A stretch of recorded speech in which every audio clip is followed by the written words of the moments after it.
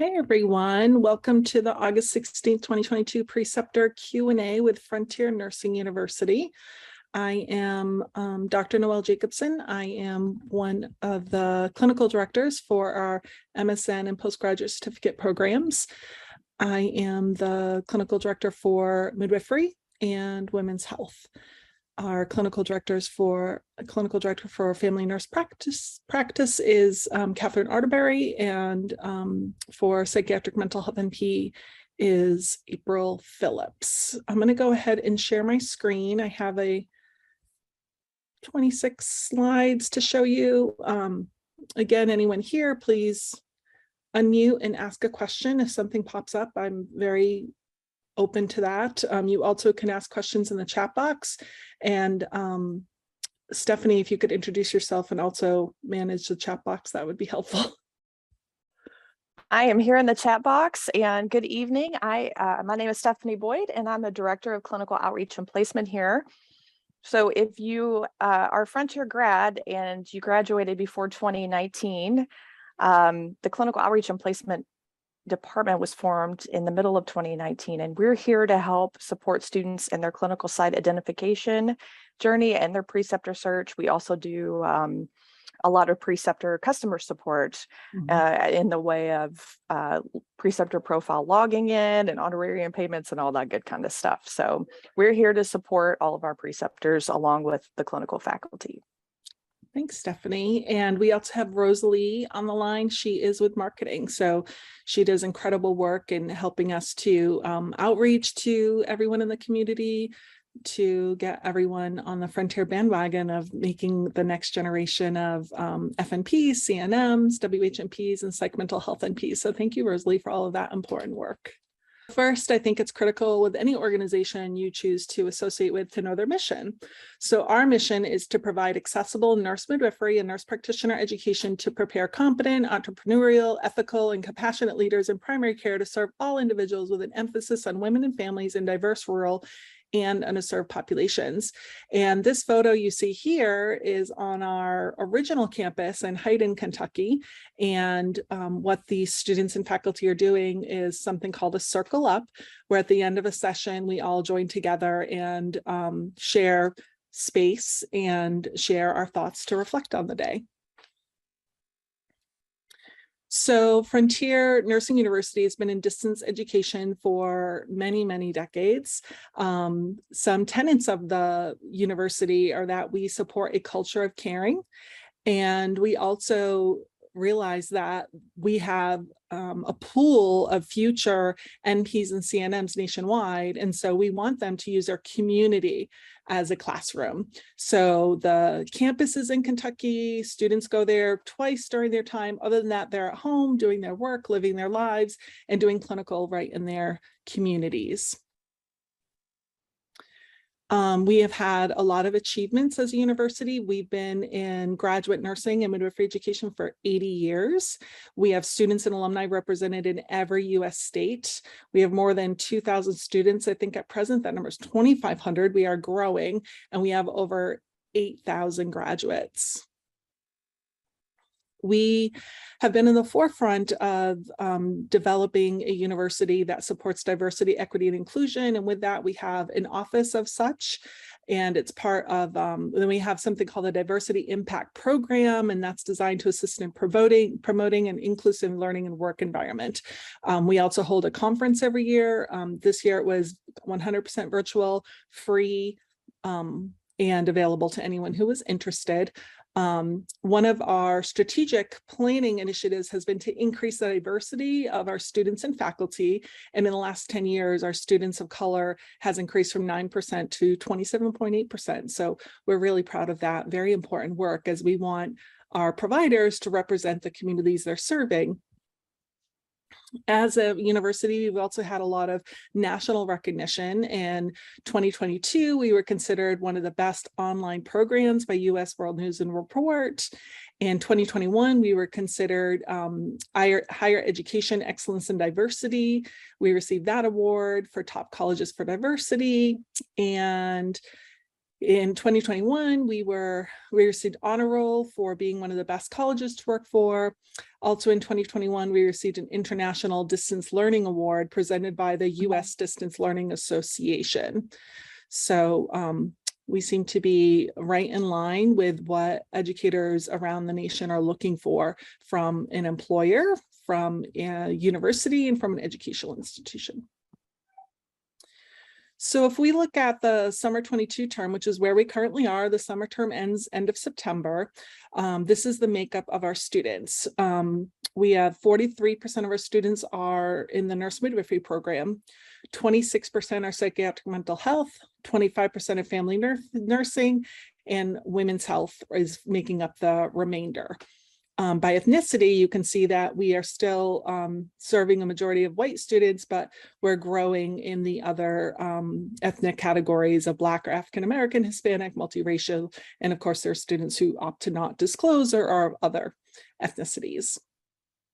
We're actually the largest nurse midwifery program in the US. There are 39 programs nationwide, and for all nurse midwife graduates, 40% of them come from Frontier.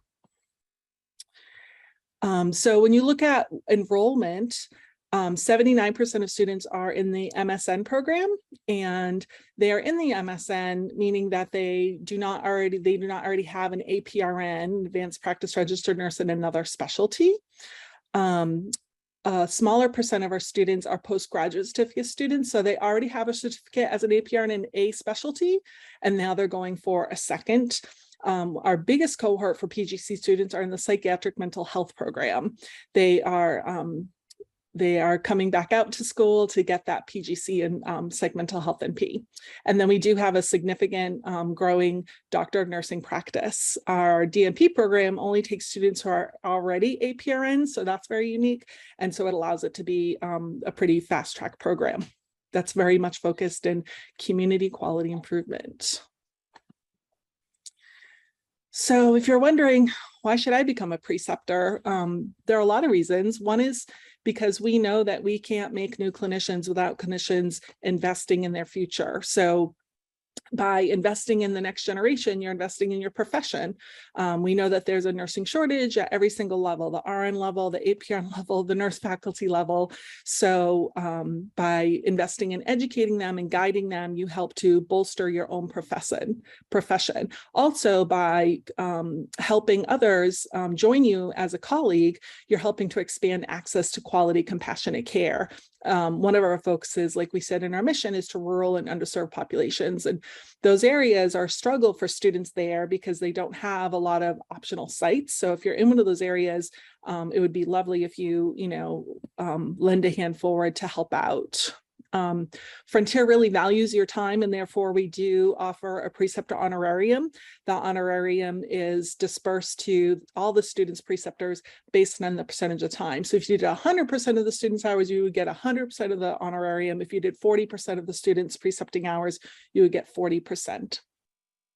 We also give access to our preceptors for free CEUs, and those can include pharmacology and other exciting topics. Last year, we did a survey for preceptors and alumni to determine what CEUs are of interest, and we're using those survey results to drive our CEU offering. So you spoke, we listened, we really want to make it better for all of you. So what exactly are preceptors doing for students? So as a preceptor, you are, teaching, of course. You're supervising the student, you're evaluating their clinical progress at the clinical site. By lending this expertise of yours, you're shaping the future of nursing. So all of us as practitioners have a style in which we practice, and you get to share that style with a future practitioner. And we know that you've picked up many wonderful pearls along the way and have a lot to offer to the next upcoming APRNs. And then really you get to build relationships with students. You're touching the lives of people who are, very vulnerable in their search. Students, I'm sure Stephanie can attest to this, have a lot of stress about finding sites, and there's nothing more exciting to them than when they get a yes from somebody. It's a really big day for them because things start coming together and becoming more real. And then Once you're a preceptor, we are here to support you. So Stephanie's team, the clinical outreach and placement team, is there. They help you with any of the documentation you need to do. They help you in any way that you can imagine that you need help. If you're needing help with a student specifically, every single student during their clinical practicum is assigned a regional clinical faculty. So they are clinicians in that specialty. So if you're an FNP preceptor, there will be an RCF FNP assigned to that student. So if you are needing help, like maybe you've been trying to teach the student about heart sounds and you're like, gosh, the student's still not picking up the murmur.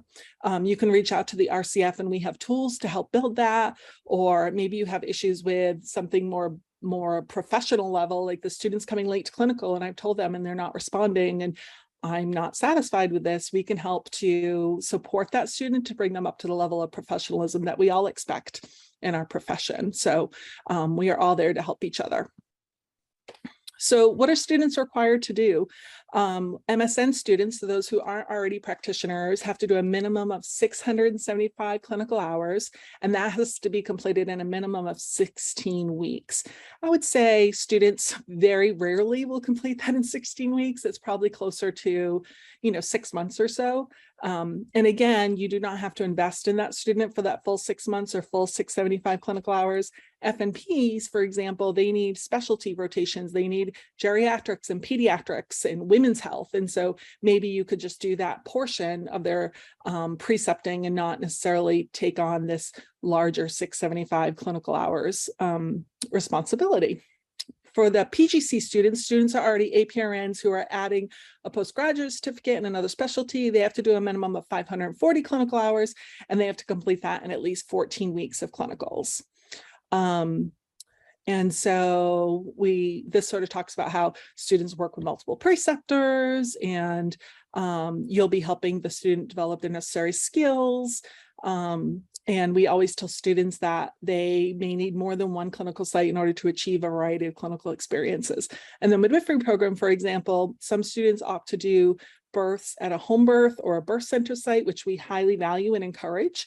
Those sites are very low volume typically. So we go ahead and we also require them to go to a hospital to get a little bit higher acuity and a little bit more volume. So it's very individualized based on the student's experience, but the program does have its minimums across the board.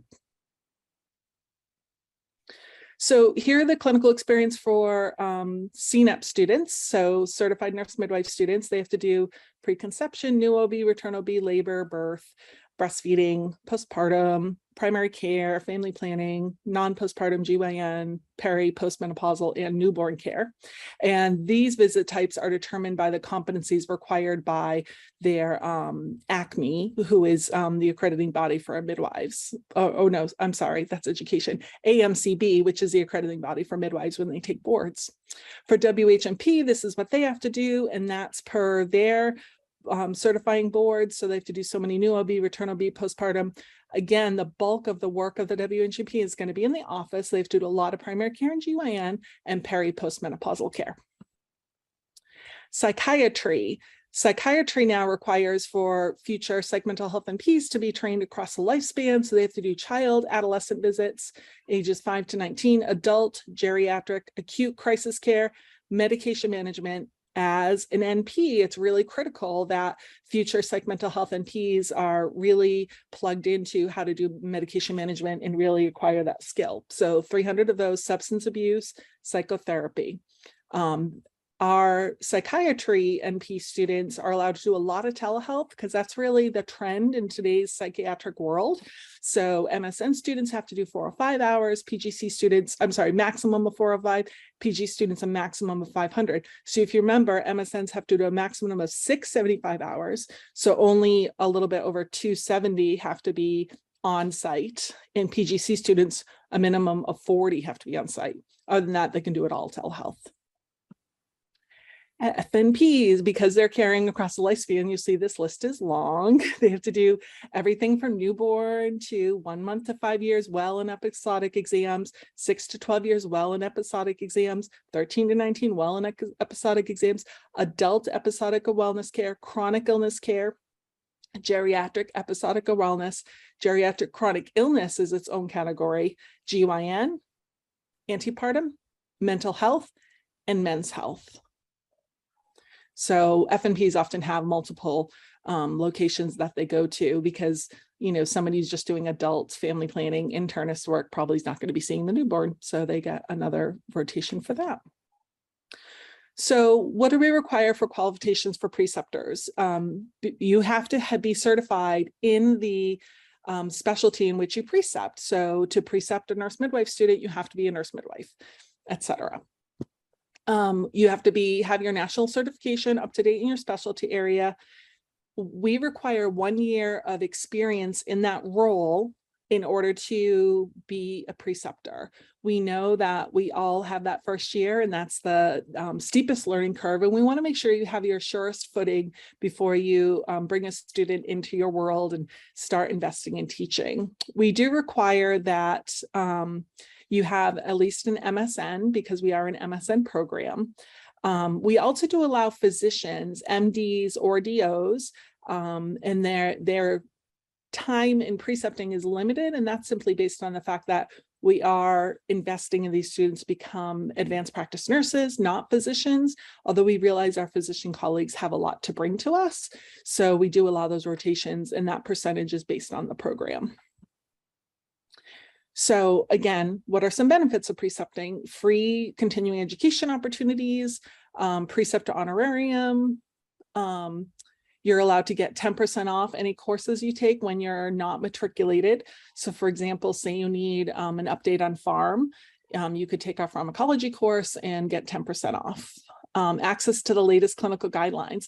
That's a really fascinating thing. If you've been in practice, especially a long time, things are constantly changing, and the students have been exposed to the latest, best evidence-based practice, and we'll bring that to the table. It can be really fun for preceptors because we know, I'm a clinician, I know how hard it is when you get into the daily patient care to keep up with those things. And students are really great at bringing that to the table. Be like, oh, you know, I read this article in school. Can we talk about that? And maybe we'll bring something new to you. We also have levels of precepting.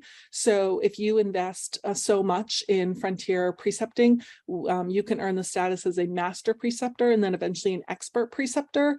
And we'll give you a certificate for that. You get a lapel pin. You can add it to your CV, etc. So that's a really great way to be acknowledged by the university. I'm going to share this video.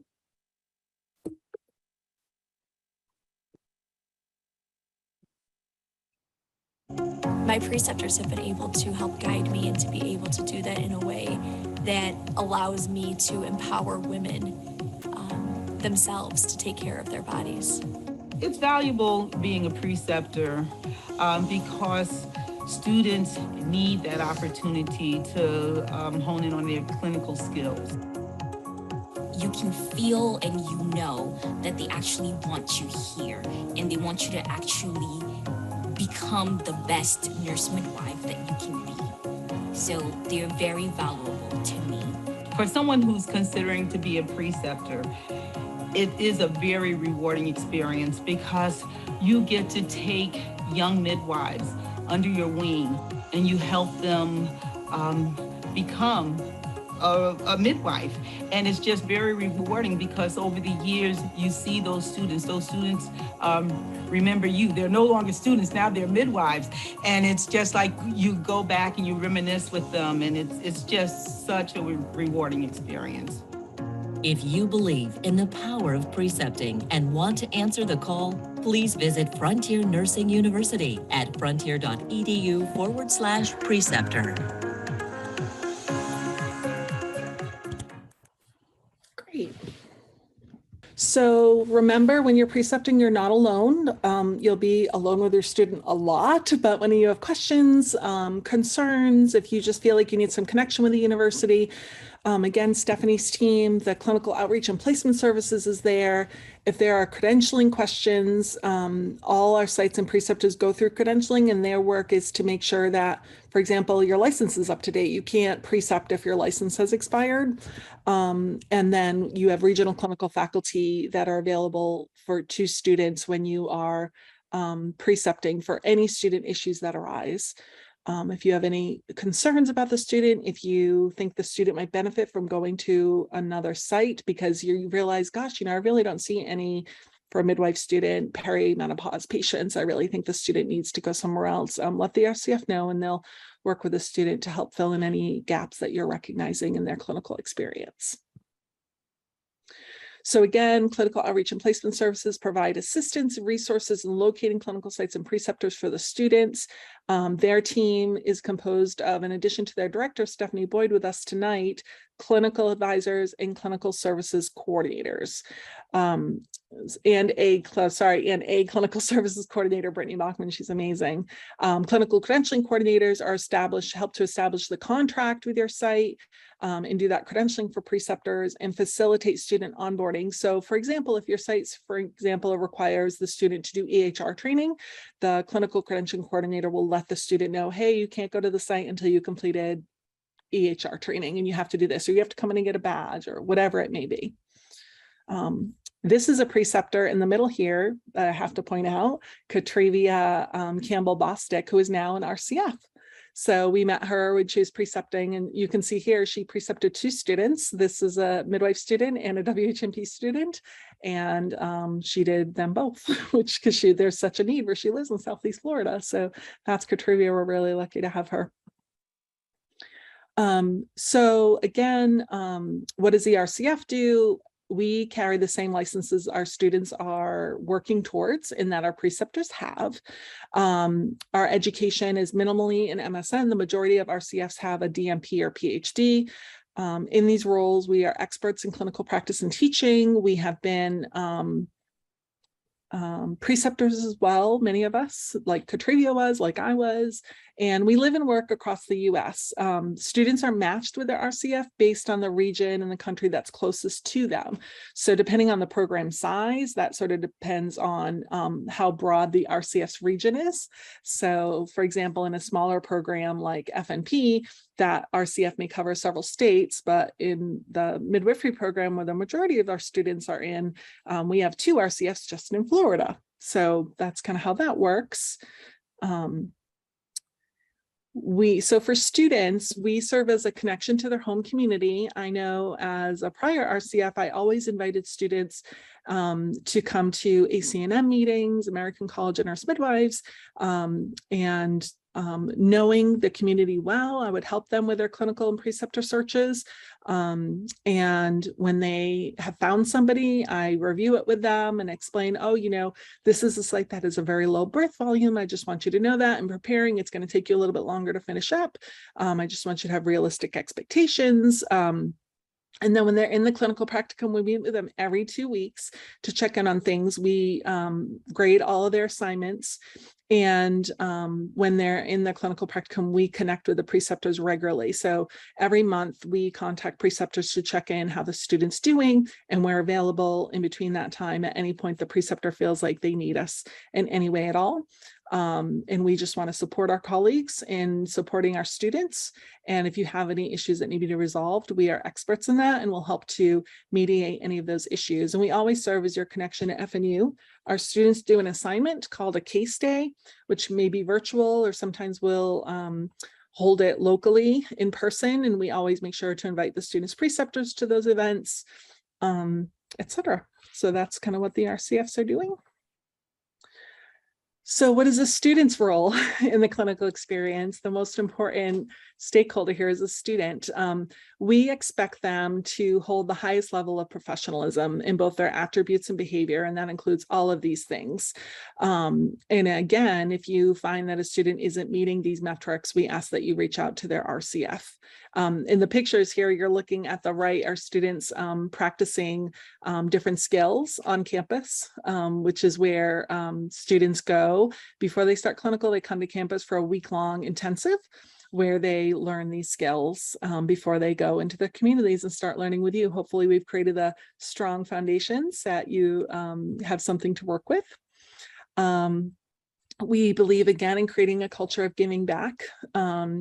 So again, we survey our preceptors to get an idea of what they need and what they're liking, and 91% of them just are loving working with students and getting to know them.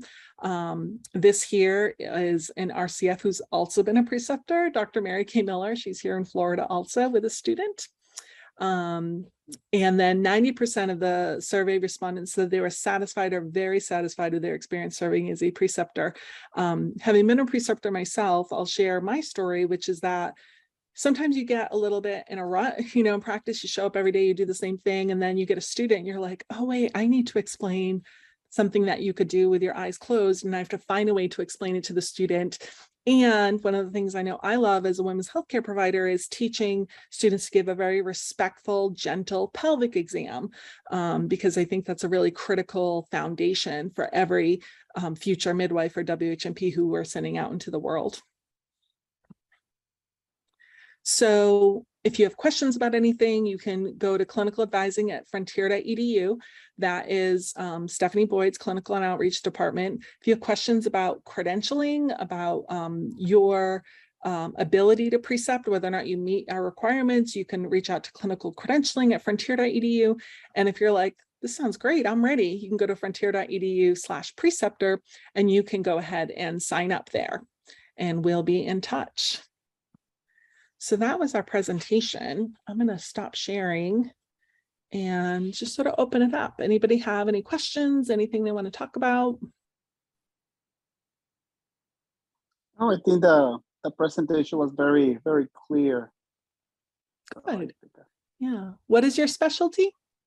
I'm a family nurse practitioner. I have been working in a pediatric practice for the past 4 years. As a matter of fact, I graduated from Frontier as an FNP back in 2018. So okay, yeah, fantastic. Well, welcome back. I'm glad. I'm really excited that you're considering joining us as a preceptor. Yes, definitely. Yeah. Yeah, and students do struggle sometimes finding pediatric sites. So where are you in our country?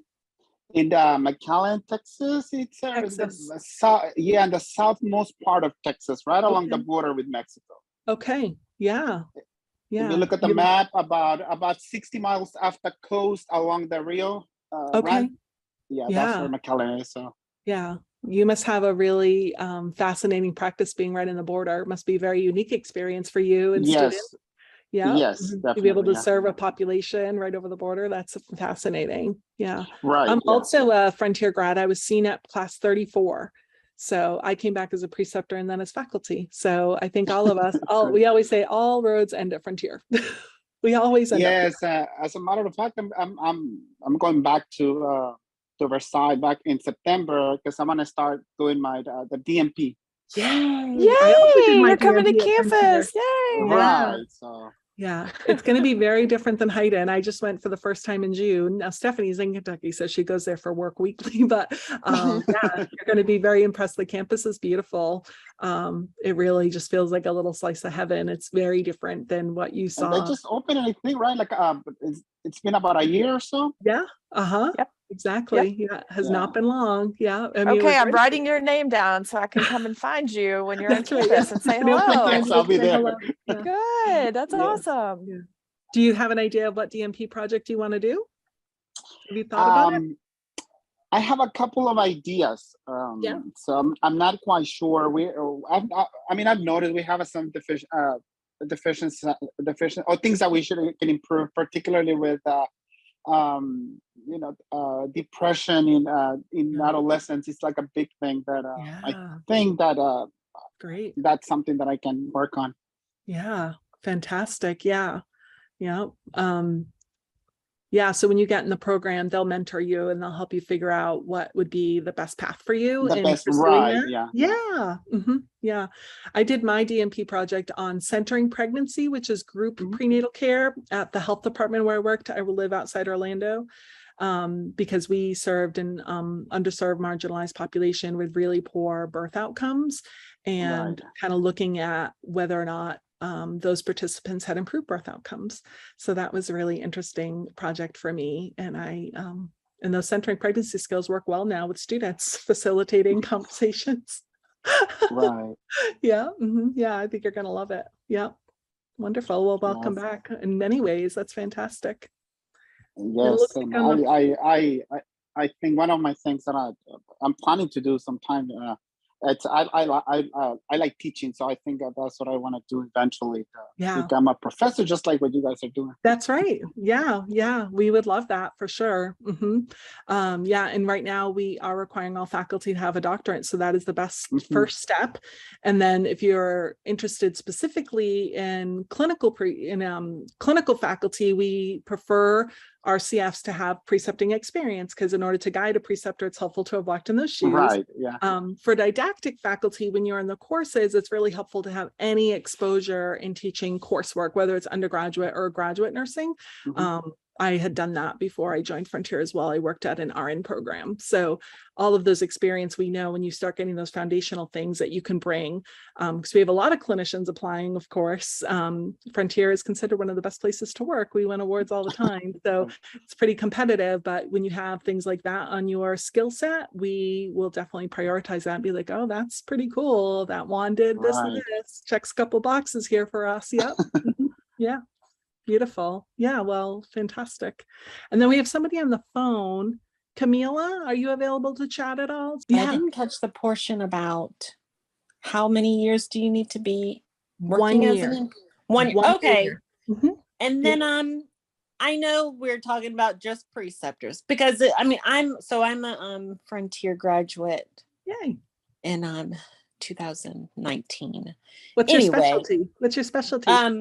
Well, I was in the midwifery program and then switched out and went women's health. So I work as a women's health NP. Great.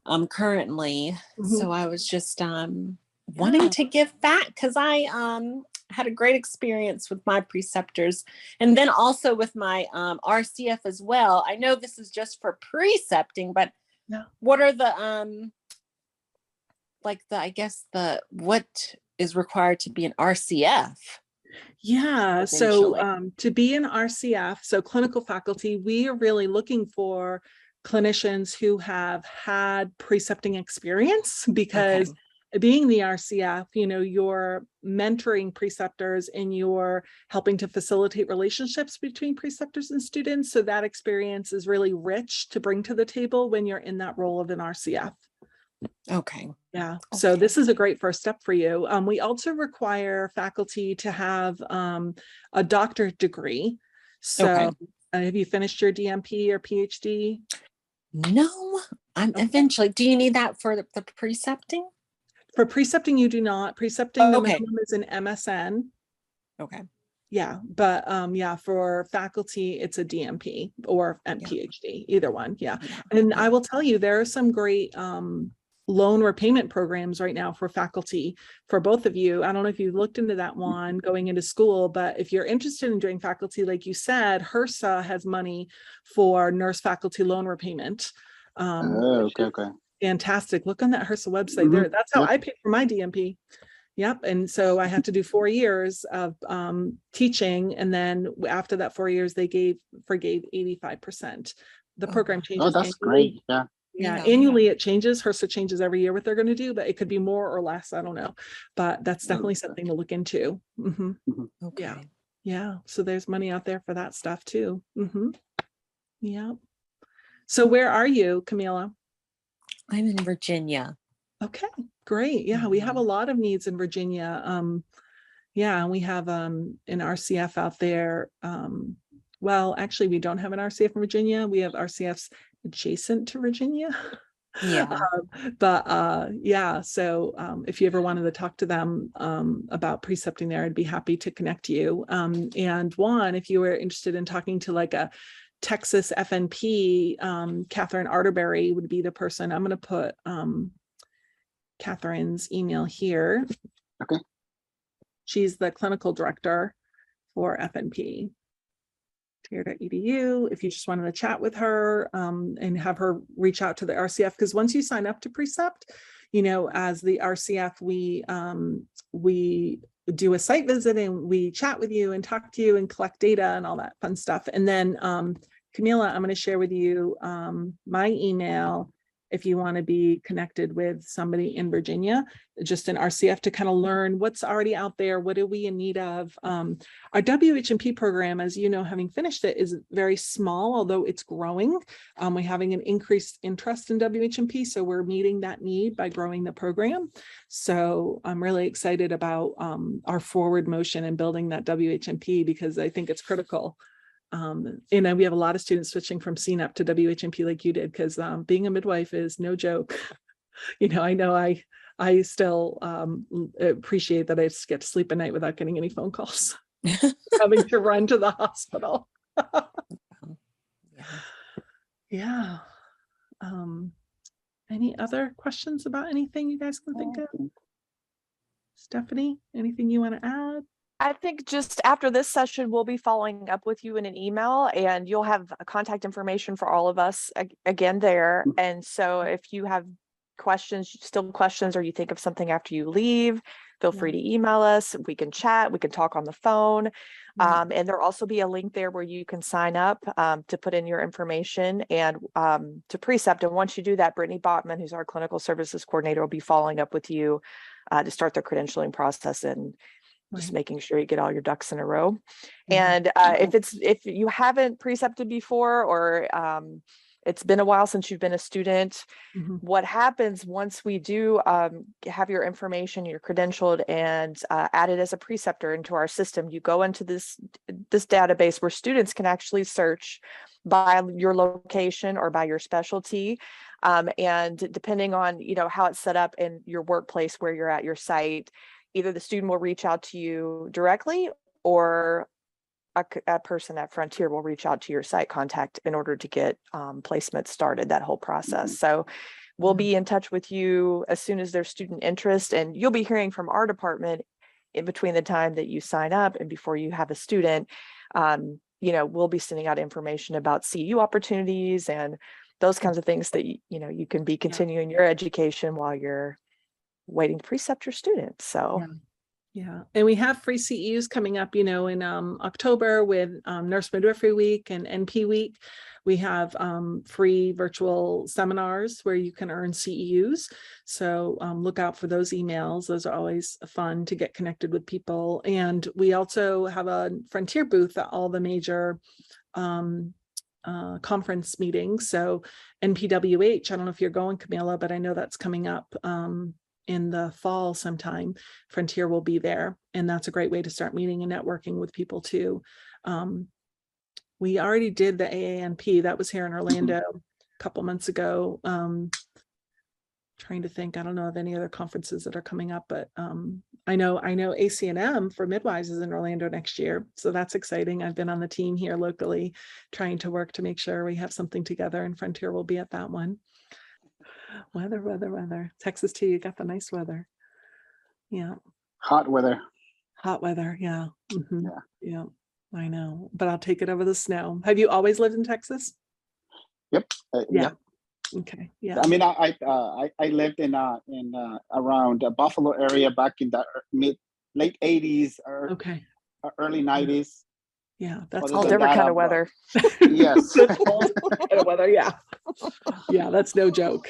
Yeah. Oh, you're going to love the weather in Kentucky in September. I don't know when you came before, but it's really nice here right now. So it's kind of like our autumn. When I went for my the initial bound, I think it was in summer for my clinical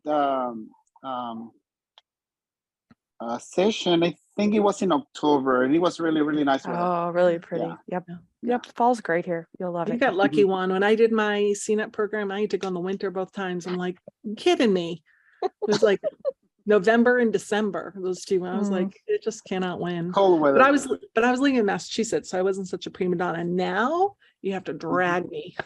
We'd have to buy you a coat first. You'd buy you a coat. Yeah. Now you'd have to drag me to go up there in the winter. Yeah.